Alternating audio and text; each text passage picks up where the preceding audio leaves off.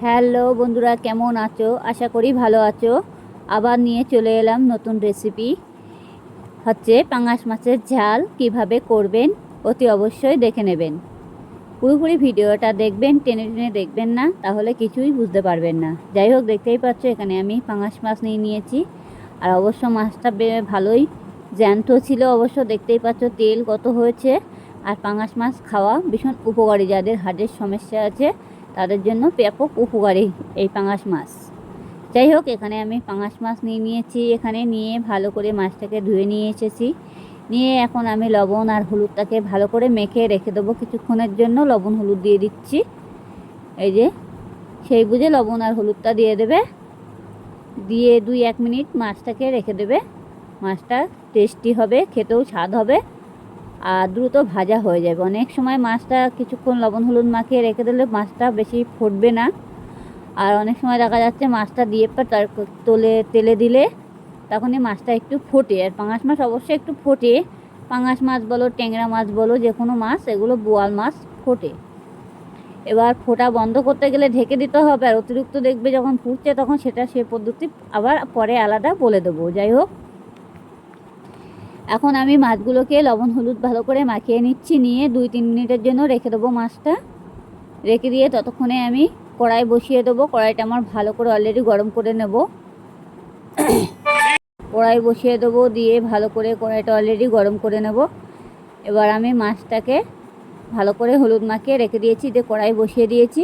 কড়াইটা ভালো করে গরম করতে হবে। অলরেডি একটু আগুন আগুন তাপ দিতে হবে, তাহলে দিলে পরে মাছটা দ্রুত ভাজা হয়ে যাবে। আমার কড়াইটা গরম হয়ে গেছে। এখন আমি তেল দিচ্ছি মাছে। অবশ্যই আমি অল্প করে তেল দিয়েছি। মাছে প্রচুর পরিমাণে তেল ছেড়ে দেয় এই মাছগুলোতে। আর এই পাঙাশ মাছে জানো তো তোমরা সবাই, কে খেয়েছে কে খায়নি জানি না, কিন্তু অনেকে খায় জানে। তারা এভাবে পাঙাশ মাছে কত তেল ছেড়ে দেয়। এটা ছোটো মাছ তাই এই তেল, কিন্তু বড়ো মাছে প্রচুর পরিমাণে তেল হয়। আর পাঙাশ মাছ আমাদের বাড়িতে ভীষণ ভালো খায়। যাই হোক, এখন আমি পাঙাশ মাছটাকে ভাজবো। এবার তেলটাকে আমি গরম করে নিয়েছি। নিয়ে তার ছাইটে কড়ার দিকে ঘুরিয়ে ঘুরিয়ে দেবো। এক এক করে মাছগুলো ছেড়ে দেবো কড়ার মধ্যে। খুন্তি দিয়ে দিয়ে লবণ হলুদ মাখিয়ে রেখেছিলাম। এবার মাছগুলো এক এক করে ছেড়ে দেবো, খুন্তি দিয়ে দেবো। আপনারা চাইলে হাত দিয়েও দিতে পারো। হাত দিয়ে দিলে পরে কী হবে, সেটা হাতে লাগার সম্ভাবনা থেকে যায়। এর জন্য কেউ হাত দিয়ে দেয় না। অনেকে এখন খুন্তি দিয়ে দেওয়াটাই সেটাই জরুরি, হাতে লাগার সম্ভাবনা থাকে না। যাই হোক, মাছগুলো আমি এভাবে পাতিয়ে পাতিয়ে দেবো। আর দেখবে, যদি মনে করবে যে মাছটা ফুটছে বেশি, তাহলে কড়াইতে তেল দিয়ে কাঁচা লবণ একটু তেলের ভিতরে দিয়ে দেবে, তাহলে মাছটা ফুটে গায়ে লাগবে না। বুঝতে পেরেছ? বারবার করে বলছি, কড়াইয়ের ভিতরে তেল দিয়ে একটু লবণ দিয়ে দেবে, দিয়ে তাহলে আর মাছটা গায়ে লাগবে না। সেই বুঝে দেবে যাতে আবার পুড়ে না যায়, তাহলে কিন্তু লবণে পোড়া হয়ে যাবে মাছটা। বুঝতে পেরেছ? যাই হোক, এখন আমি মাছগুলো পাঠিয়ে দিয়েছি। দিয়ে এবার মাছটাকে কিছুক্ষণের জন্য ঢাকা দিয়ে দেবো। এবার ততক্ষণে আমার মাছটা ভাজা হয়ে যাবে। কিছুক্ষণ ঢেকে ঢেকে ভাজতে হবে হালকাভাবে, ফুল করে দেওয়া যাবে না। গ্যাসটাকে বাড়িয়ে দিলে মাছটা পুড়ে যাবে, মাছটা পুরোপুরি ভাজা হবে না। একটু গ্যাসটাকে হালকা কমিয়ে দিতে হবে। তার মধ্যে আমি মশলাগুলো গুছিয়ে নিচ্ছি। গুছিয়ে নেওয়া হয়ে গেল, আমার মশলাগুলো গুছিয়ে কমপ্লিট করে নিয়েছি। এখন আমি থালাটা আগলা করে দেবো। মাছটা দেখতেই পাচ্ছ, আমার মাছটা অলরেডি ভাজা হয়ে গেছে।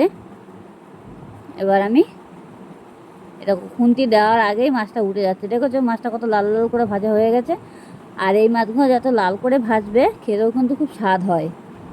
মাছগুলো একদম পুরো, অনেক সময় মাংসর মতো করে রান্না করা যায়, অনেক সময় আবার একটু ঝোল টাইপের ঝাল ঝাল করা যায়। যেভাবে করবে এই মাছটা সেইভাবেই স্বাদ বেশি। বুঝতে পেরেছো?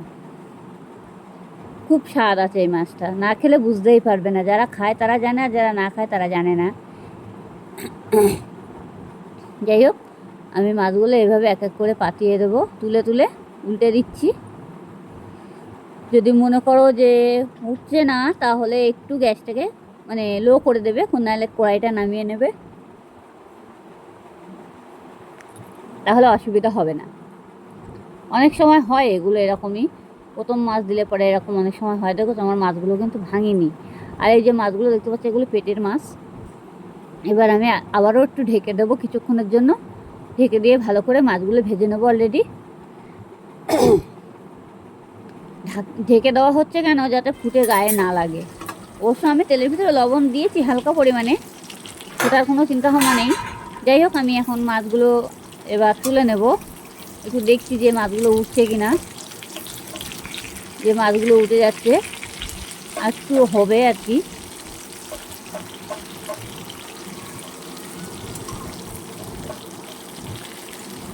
আমি এক এক করে মাছগুলো তুলে নেবো খুন্তি দিয়ে দিয়ে। আমি কিন্তু অল্প তেলে দিয়েছিলাম, তারপর তেলটা কতটা বেশি হয়ে গেছে। যাই হোক, আমি এবার এক এক করে মাছগুলো পুরোপুরি তুলে নিচ্ছি। সেইভাবে তুলে নেবে যাতে গায়ে না লাগে।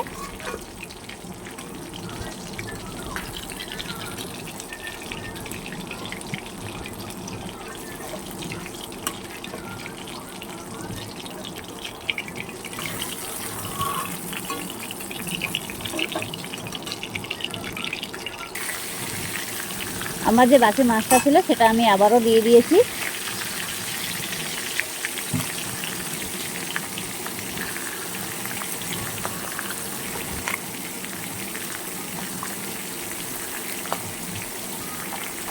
এবার আমি মাছগুলো ভালো করে ভেজে নেব।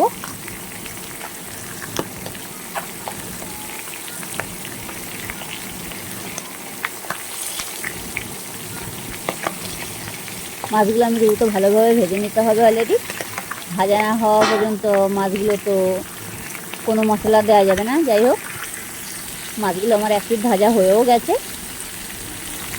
আমি অবশ্য আমার টাইম লেগেছে, যাতে আমি মাছটাকে একটু গ্যাসটা কমিয়ে দিয়েছিলাম বলে, যার জন্য আমার একটু মাছটা ভাজতে টাইম লেগে গেছে। যাই হোক, আমার মাছটা পুরোপুরি ভাজা হয়ে গেছে, দেখতেই পাচ্ছ। এরকম মাছটা ভেজে পাত্রে তুলে নিয়েছি। আমি কী কী মশলা দিচ্ছি সেটা আপনাদেরকে দেখাচ্ছি। এখানে হচ্ছে আদা বাটা, রসুন কুচি, টমেটো, কাঁচা লঙ্কা, পেঁয়াজ। এই হচ্ছে আমার মশলা মাছের। এবার আমি কড়াইটা বসানো আছে, দেখতেই পাচ্ছ। মাছ ভেজেছিলাম, সেই কড়াইটা বসানো আছে। এবার কড়াইটাকে আমি আবারও ভালো করে গরম করে নেব। আমি একটু জিরে ফোড়ন দিয়ে দিলাম কড়াইতে, গোটা জিরে ফোড়ন। আমি আর তেল দিলাম না, যেটি হোক। আদা বাটা দিলাম। আপনারা চাইলে ঘষেও নিতে পারো, বেটেও নিতে পারো, অসুবিধা নেই, যেভাবে খুশি নিতে পারো। রসুন দিলাম।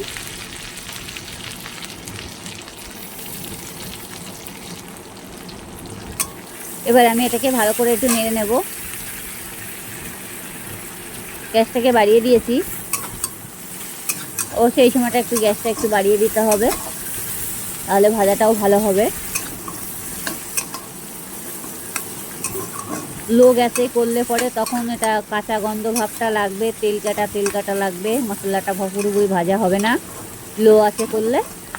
যার জন্য আমি আওয়াজটা বাড়িয়ে দিলাম। এবার আদা আর রসুনটা আমি ভালো করে ভেজে নিচ্ছি।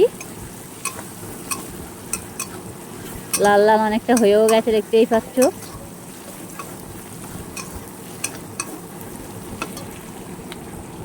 এবার আমার যে পেঁয়াজ কাটা ছিল, দুখানা বড় বড় পেঁয়াজ, এটা আমি কুচি করে কেটে নিয়েছি। এটাকে পেঁয়াজটা ভালো করে ভেজে নেবো লাল লাল করে। আমার আর তেল দেওয়ার কোনো দরকারই পড়ে না, যে তেল আছে এই তেলেই পুরোপুরি ভাজা হয়ে যাবে।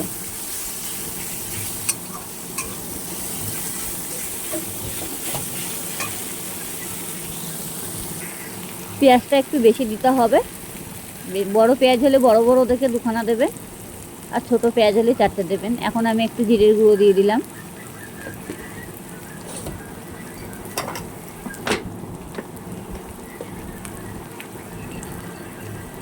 লবণ দিয়ে দিচ্ছি। লবণটা নিয়ম বুঝে দেবে,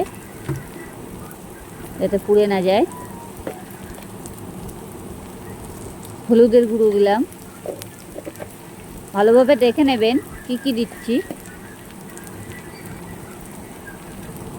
লঙ্কার গুঁড়ো।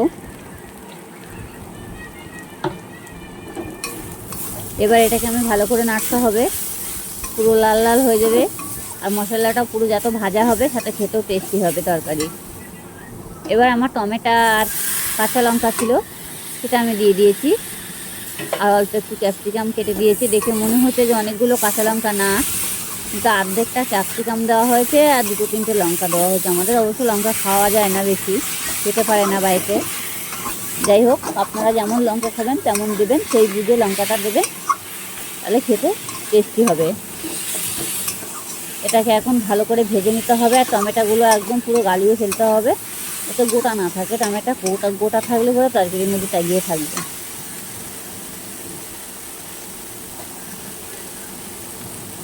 এখন আমি একটু হালকা চিনি নেব, অল্প একটু, এই যে দেখতেই পাচ্ছে। এবার আমি এটার মধ্যে দিয়ে দিলাম।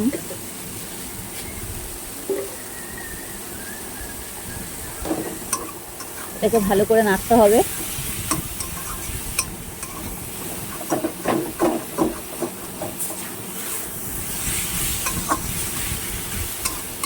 এবার টমেটোগুলো এখন তো অনেকটা গলে গেছে, যে পরিমাণে মানে মোটা মোটা ছিল। এবার আমি একটু গরম মশলা দেব। আপনারা চাইলে গরম মশলা দিতে পারো, না চাইলে না দিতে পারো। অবশ্য মাছের ঝোলে গরম মশলা দিলে পরে তাকে টেস্টটাই অন্যরকম লাগে, খেতেও খুব ভালো লাগে। আগে আমাদের ঘরের লোক পছন্দ করতো না গরম মশলা, এখন একটু মাঝে মাঝে খায়, কিন্তু গরম মশলা দিলে তরকারি মানে টেস্টটাই অন্যরকম লাগে। যাই হোক, একদম আমার মশলাটা পুরো ভাজাও হয়ে গেছে, দেখতেই পাচ্ছ।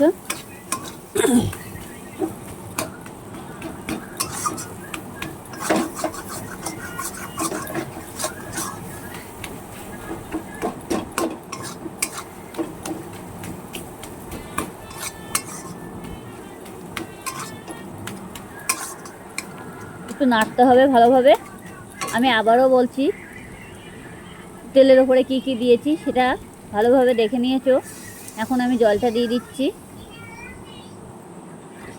এবার জলটা দিয়ে আপনারা যেটুকু ঝোল রাখবেন সেইটুকু পরিমাণে ঝোল দেবেন। বেশি ঝোল দিয়ে মানে জ্বালানোর কোনো দরকার পড়ে না, যেহেতু মশলা তোমার অলরেডি ভাজা হয়ে গেছে। আর বেশি জল দেবেন না। যেটুকু যদি মনে করবেন একটু ঝোল রাখবে, তাহলে একটু জলটা বেশি দেবেন। না যদি মনে করবেন না মাখা মাখা করবে, তাহলে জলটা কম দেবে। যেতেই হোক, আমি একটু ঝোলটা বেশি রাখবো বলতে কি, একটু ঝোল রাখবো, বেশি ঝোল না, একটু ঝোল রাখবো। একটু ঝোল না রাখলে আমাদের ঘরের লোকে আবার খাওয়া হবে না। যাই হোক, এখন আমি তরকারিতে জল দেওয়া হয়ে গেছে। আমি কি কি মশলা দিয়েছি আমি আবারও বলে দিচ্ছি। পেঁয়াজ আছে, একটু রসুন বাটা, আদা বাটা, ক্যাপসিকাম। এবার আমি ঢেকে দিচ্ছি এটা। ক্যাপসিকাম, একটু টমেটো,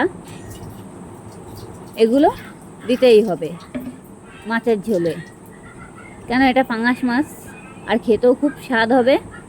মানে এত স্বাদই মাছ, না খেলে আপনারা কেউ বুঝতেই পারবেন না।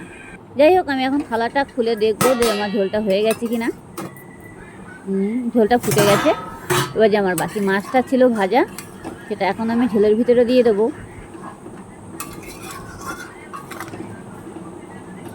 এই যে মাছটা আস্তে করে ঢেলে দেবো আমি। এই ঢেলে দিলাম, দেখেছো। এবার কিছুক্ষণ মাছটা আমি পাতিয়ে দেবো, খুন্তি দিয়ে দিয়ে ঝোলের মধ্যে বসিয়ে দেবো। দিয়ে আমি আবারও কিছুক্ষণের জন্য ঢেকে দেবো।